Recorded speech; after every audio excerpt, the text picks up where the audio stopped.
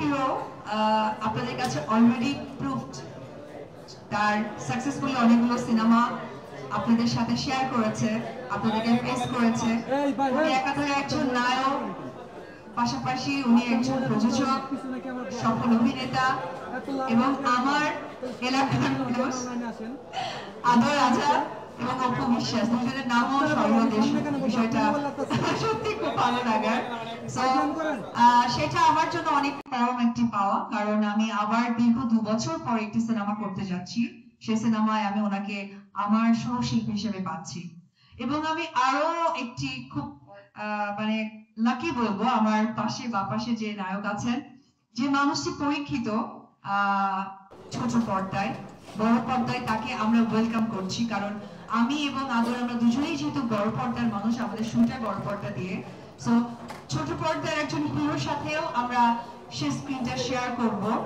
আমি চাইবো আপনারা যারা এখানে প্রিন্ট মিডিয়া এবং সোশ্যাল মিডিয়ার ভাইরা যারা আছেন, আমাদের চলচ্চিত্রকে এগিয়ে নিয়ে যাওয়ার দায়িত্ব যেমন আমাদের, আমি মনে করি আপনাদেরও।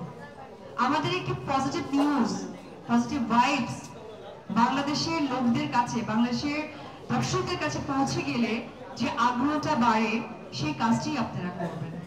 এবং আজকে এই সাংবাদিক ভাইদের মাধ্যমে আমি একটি কথা বলতে চাই, আমাদেরকে নিয়ে অবশ্যই বুলিং করবেন, কিন্তু সেটা যেন পজিটিভ বুলিং হয়, যে বুলিংটা দিয়ে যেন আমরা শিখতে পারি, কাজকে সামনে এগিয়ে নিয়ে যেতে পারি। আজকে এমকে প্রোডাকশনকে আমি ধন্যবাদ জানাবো, কারণ আপনারা জানেন বিগত অনেক বছর ধরে শুধুমাত্র শাকিব খানের সিনেমা ছাড়া কিন্তু সেইভাবে প্রোডাকশন হাউসগুলো কাজ করার আগ্রহ প্রকাশ করে না। এটা কিন্তু চলচ্চিত্রের জন্য কখনোই সুসংবাদ নয়।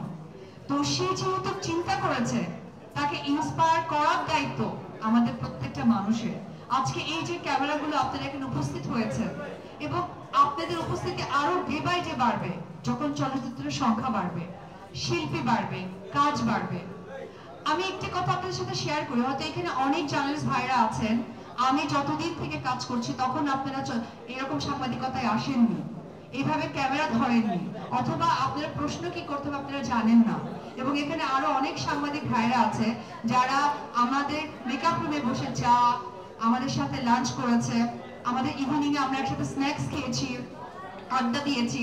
এই যে একটা পরিবেশটা তারা পেয়েছে, এখানে অনেক সাংবাদিক ভাইরা আপনারা পাননি।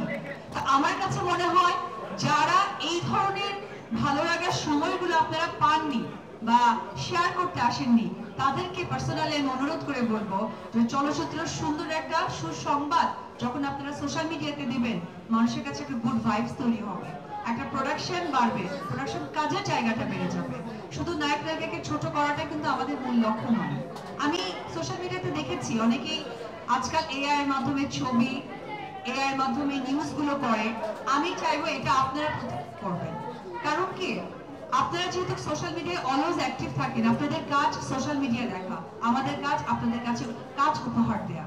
সো এই কাজটা আপনারা, আমরা এক পরিবার, আমাদের এই যে ইন্ডাস্ট্রি এগিয়ে যাচ্ছে, এই সহযোগিতাপূর্ণ জায়গা থেকে অবশ্যই আমাদেরকে নিয়ে যখনই কোনো ব্যাড কমেন্ট, ব্যাড নিউজ আসবে এবং মুখরোচক কিছু আমার ছোট করবে যেটা ইন্ডাস্ট্রির জন্য খারাপ হবে, আপনারা ভাইরা হয়ে আমাদের চলচ্চিত্রের মানুষ হয়ে নিজ দায়িত্বে এটাকে প্রতিহত করবেন এবং দর্শকদের কাছে আমাদের ভালো সুসংবাদ পৌঁছে দেবেন। তো যাই হোক, দিদির জায়গা থেকে কথাটা বললাম, এখন আমি